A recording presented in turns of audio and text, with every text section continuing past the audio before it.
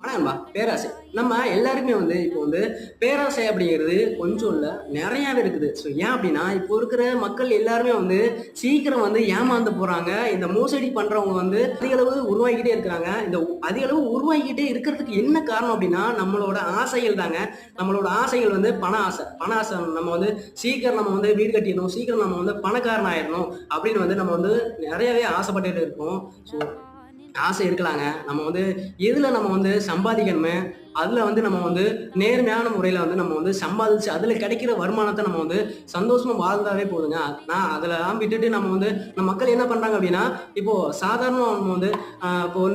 2000 போட்டா ரூ. 2000 போட்டா ரூ. 4000 கிடைக்குதா? ஸோ ரூ. 4000 போட்டா ரூ. 8000 கிடைக்குதா? அப்படின்னு சொல்லி ஒரு நபர் சொன்னா, நம்ம எல்லாம் என்ன பண்றோம் அப்படின்னா, எங்க அவர புடிங்க அப்படின்னு சொல்லி நம்ம அவர்ட்ட போய் நம்ம என்ன ஏதுன்னு கேட்டு நம்ம உடனே போய் நம்ம அத தெரிஞ்சு நம்ம என்ன ஏதுன்னே தெரியாம நம்ம பணத்த போட்டுருவோம். ஸோ